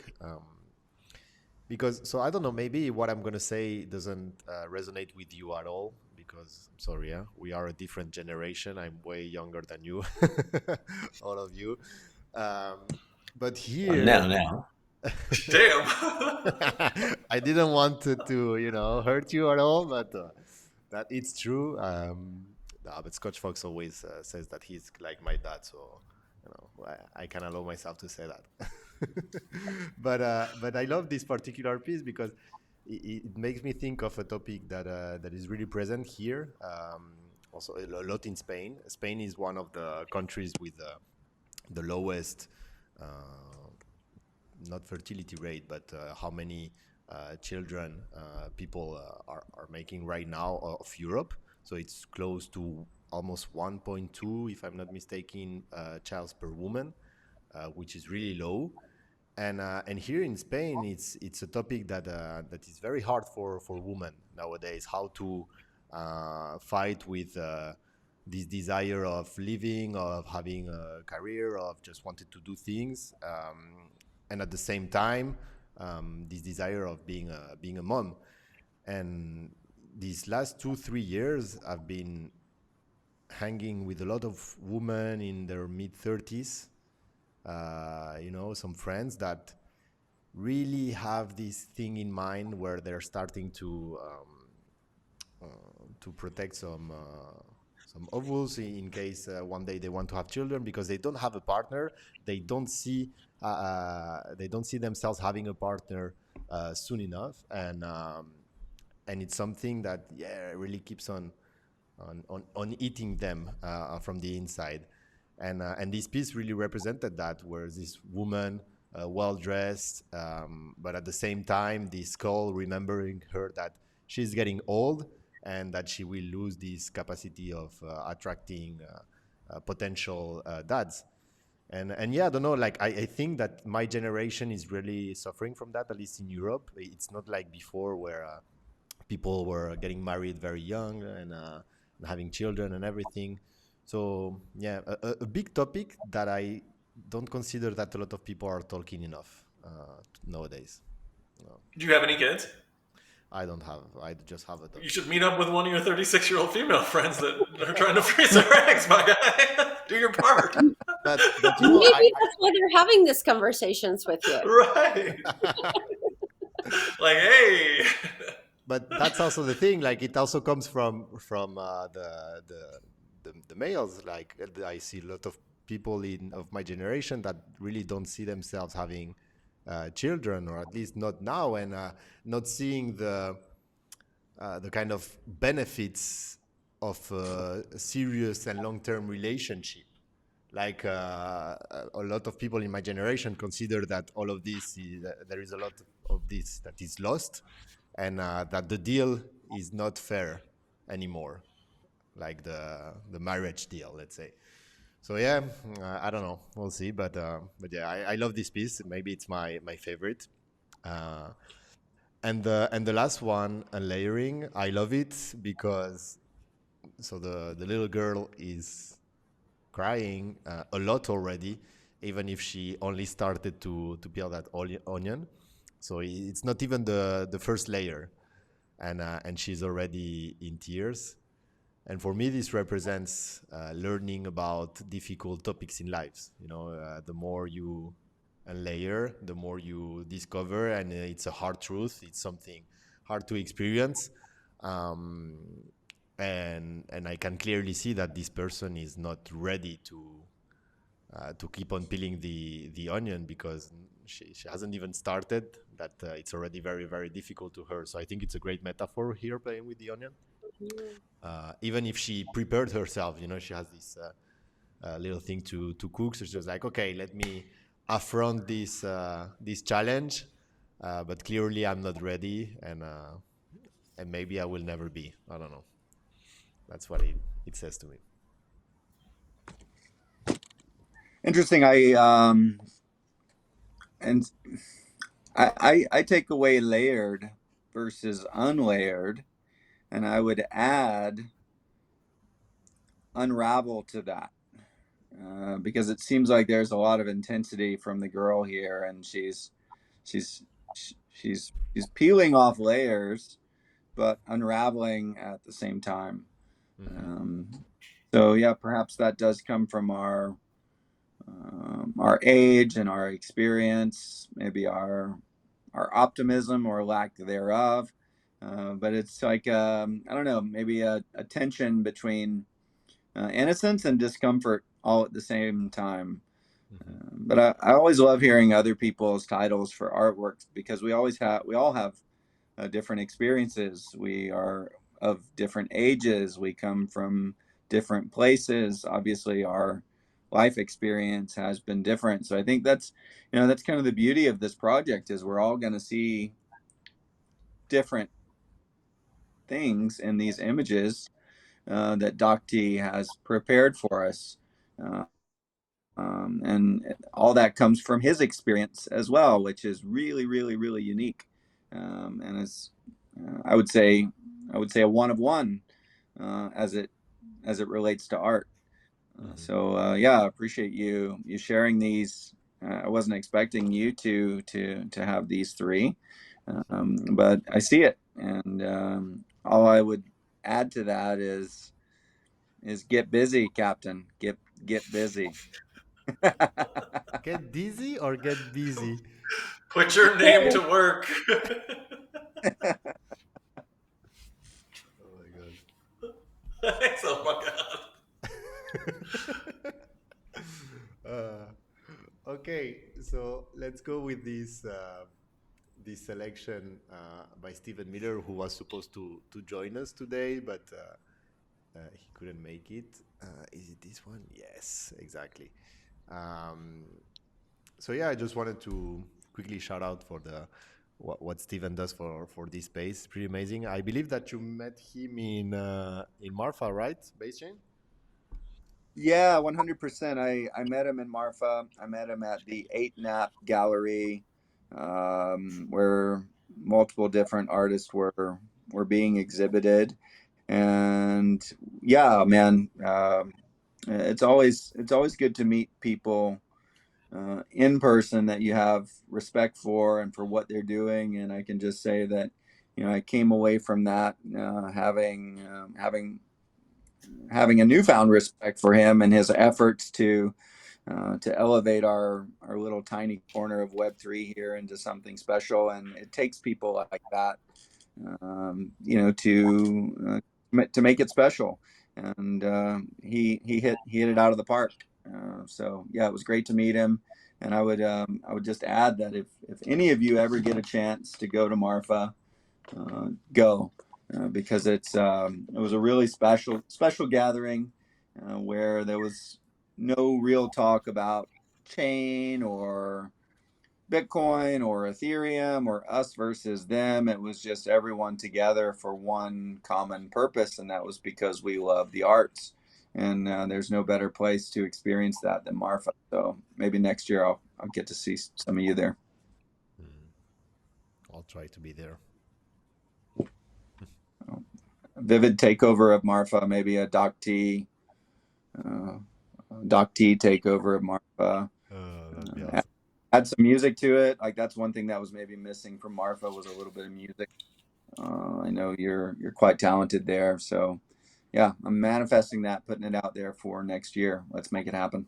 Let's go. Well, so these are the artworks that Steven picked from the collection, and he sent me the messaging here is outstanding. I agree. Thank you so much, Steven. It's really cool. And actually, there are 7 that we haven't explored during this live. So, which one is your favorite from these 8 pieces, guys? I'll say that mine is the third one, first row, first line. Sorry. Yeah. The instant. William Tell.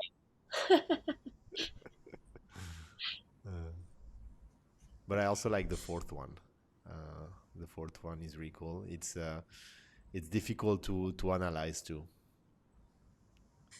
The one with the apple. I like Actually the boy reaching. Sorry, Bess. Oh no, I was just gonna say I had one of these in my list as well, and it's number 20. It's stoned, right? Yeah, number 23. So like a dual meaning, if you will. There was a lot of stone portrayed in Doc's work here. And you might not look at this at first and see stone. You might see something else, but this can be a way for 2 people to share the smoke, if you will. And that's the first thing that I saw, but I also saw the stone overtones. And then the kid on the swing in the top left, I think, that just takes us all back to childhood and how something as simple as a swing can bring so much joy, and I've seen that firsthand. I almost selected the bottom left one and named it ADHD. That's an interesting choice, Machine, because I actually own DocT's piece from Ethereum that reminds me a lot of this piece, and maybe I can share it, or I'll send it to Captain where he can share it. But it's called. I can. It's called me 2 seconds. MIND. Which one? It's called what? Let's see, Mind, MIND. Keep scrolling. Scroll that one there. Oh yeah, I like that one a lot. That one reminds me of the one in the current, with the water all above his head. Yeah. That was actually Medusa's. No, maybe no, it wasn't that one, because Medusa was also supposed to come, but he couldn't at the end, and he asked me to pick this one up. That reminded him innocent summer baths when he was a kid, when actually it was in a dangerous place, but for him it was just playing. But yeah, okay, let me just put it back again. So you said about this one, Mind? Yeah, the other piece kind of reminded me of an extension of this, perhaps. Okay. When Machine said ADHD and the mind, Yeah. Can see that. Well, great. So thank you, Steven, for sharing those with us. Actually, he told me that he will invite DocT also on his show. So yeah, people follow Steven if you don't already. Great guy. And by the way, he told me that it was lovely to meet you in Marfa. He said Base Chain is a great guy, and he said something like it's different from what we could see on X. You earn a reputation from a few of your posts on X, and people think that you are nicer IRL. So I don't know how you Oh, take that makes me that. feel good. You know, and perhaps my messaging on X is different than my in real life persona, and maybe that's one reason that I keep the bag over my head here. Because Mhm. ultimately we're all real, we're all people, we have feelings, but at the same time, there are things that are important to me on ordinals that I feel have kind of got lost in the shuffle with all the noise. Um, and I feel it's my duty or my obligation to talk about the things that I believe are important and how we can grow the space. But yeah, I echo that sentiment. And I think that, making that human connection with people versus just trying to interpret their quips or their online messaging is can make a big difference. So I was really glad to connect with him. I wish I could have spent more time chatting with him, but it's people like that are making a difference here, and that's what we need to support and we need to get behind, and it we're all special here, and we all have a message. Some of us are just louder than others with it, but we all still bleed red, right? Machine, not that Not much. machine. No, that's exactly. My blood comes out blue. It doesn't oxygenate. And do we have Steven's titles for these pieces, or do we only have a No. selection? So the idea, he was supposed to share us the titles during the show, but he didn't have time for this. He had an emergency. So, but yeah, I will ask him, or maybe he Okay. will share those during his show. Something that I find extremely interesting about tonight's exercise is that not one of us chose the same piece as each other. Yeah, it's crazy. True. Not one of us doubled up on a piece tonight. And that just goes to show how amazing it is that we just tap into and vibe with certain pieces. And that actually blows my mind because I was sure we were going to get some double ups. I was sure that we were going to get, some people going, oh yeah, I really love that one. Yeah, that was one of my favorites. And it's one I selected to talk about tonight, but that didn't happen. And Mhm. that just goes to show how people see different things in the specific artworks and just hone in on that. They're like, this means something to me, and everyone else then goes, yeah, that's awesome, we build these little stories about it. It's like sitting around a campfire and it's like, well, this is my story, and it's like it's completely different to mine, but it's so relevant and I love it. And that takes me back to my childhood, and then you just start to build on these Mhm. experiences through the image. It's perfect. I absolutely love that. And for me, that's really, really spectacular. Mhm. And it's super interesting that none of us picked the same piece to talk about tonight. Hmm. True. Well, Scott, it is funny you say that, and if I could maybe follow up on that with a request, and that um, maybe we could put a picture up, and then we could all come up with a title for it. And since there's two people holding dogs here, let's maybe look at 163, Captain, Oh, and we all get one go at it to kind of wrap things up. I like it. 163, you said? Excuse me, it was 163.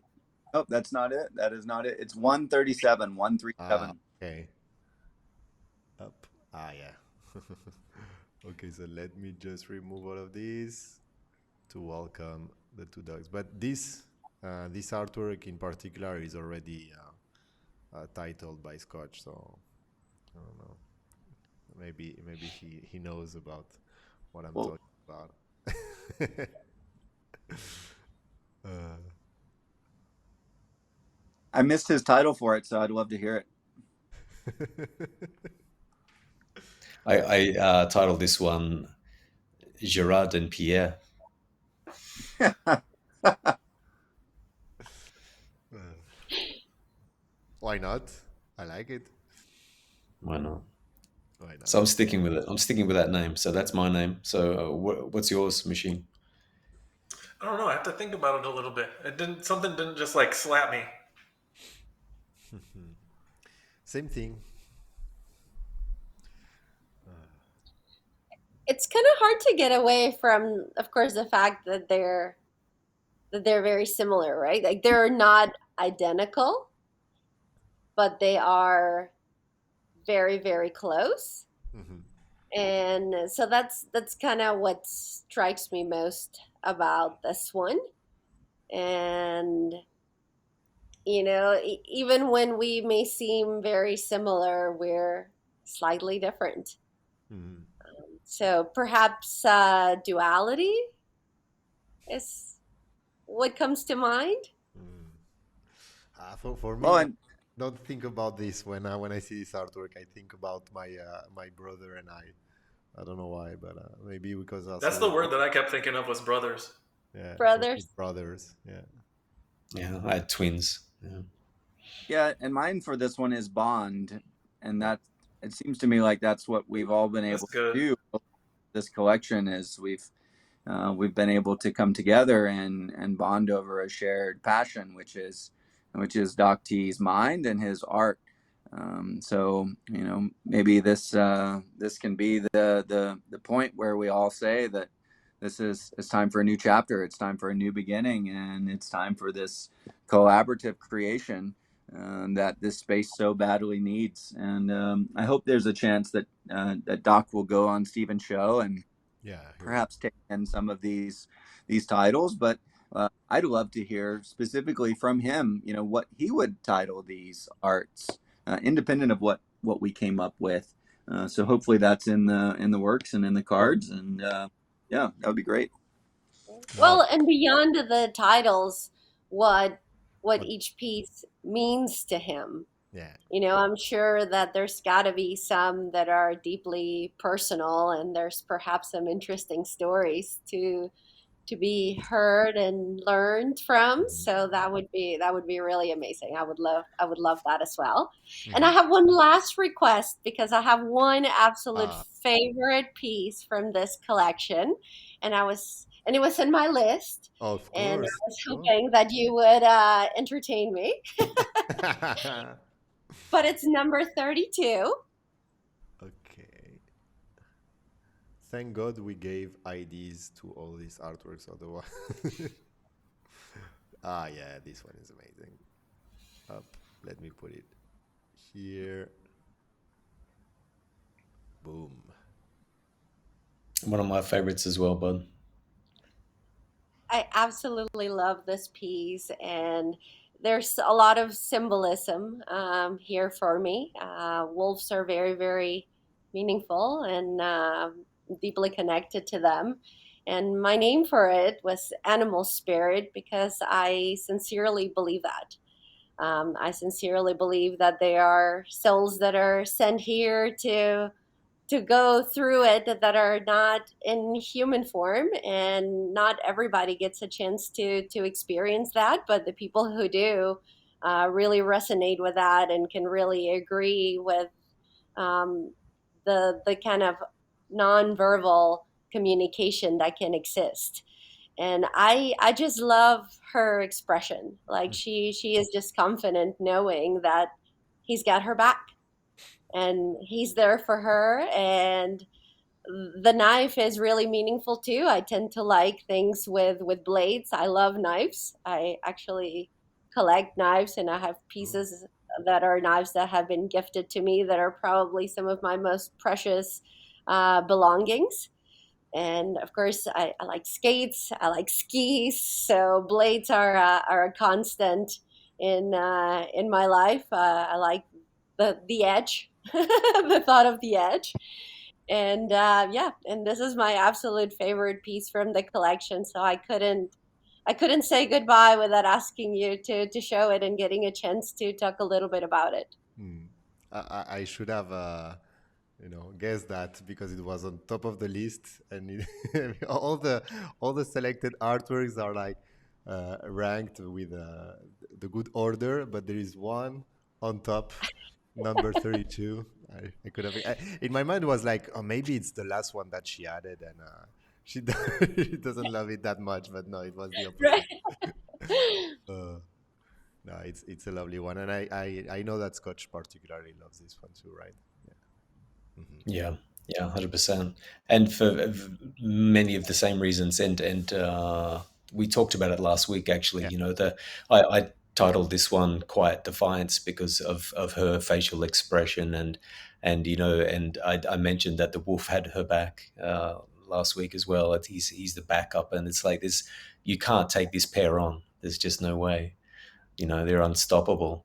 And I'm like you, Bud. I've always from a very young age been into knives, and I collect knives myself, and so it's yeah, very interesting to hear you say that. But I yeah, also have a very large knife collection. blades are amazing. I mean, they're absolutely amazing, and they're all different. You can't have enough knives, right? Come on. Yeah. Uh, well, guys, I'm super happy about the result of this show. First, because it gave me a lot of different context to analyze again all the artworks that we have seen together. Also, because as Scotch was said, like it allows us to share stories, emotions that we would never have shared with each other, maybe. And that's what's amazing about this collection. So thank you, DocT, because somehow it reunites us around his artwork. And I believe we haven't mentioned enough DocT in this show. So yeah, thank you, DocT, for creating such a wonderful collection. I think Scotch Fox put it perfectly when he said it's like a campfire session. So I think Doc T needs to come back on Steven's show or something and have Doc T's campfire sessions where he tells us kids stories about his inspiration. That's the name of the show, DocT Campfire. Oh, I love that. Yeah, no, completely. So yeah, thank you all of you. I hope that everybody also listening enjoy it as much as us, and that it make you think. I think that's super important to take time with this collection to really analyze it, and yeah, I can't wait to see people collecting their grails and cherish them. And I also want people to share their stories. I think that once you collect a piece, sharing what it means to you is going to be very, very important before also we hear what DocT has to say. I think that people need to make their own idea before we hear DocT explaining it, because I think that there is no turning back once we have the explanation from DocT.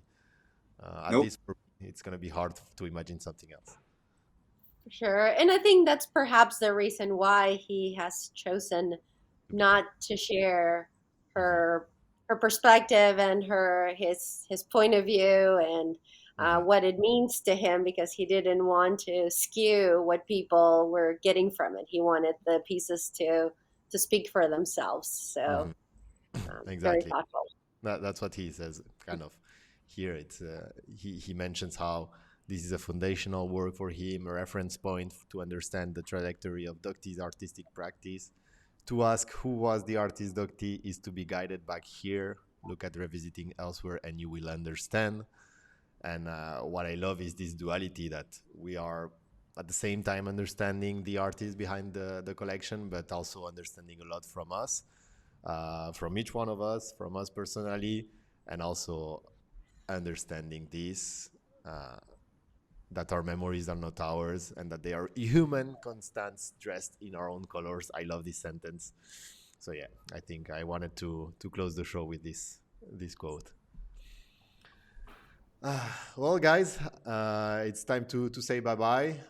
Just before closing that, I wanted to share that very soon announcing the mint. It may come before than expected, at least for DocT collectors. That's what we are going to do. And I can't wait to show you the collecting platform that we have built around it.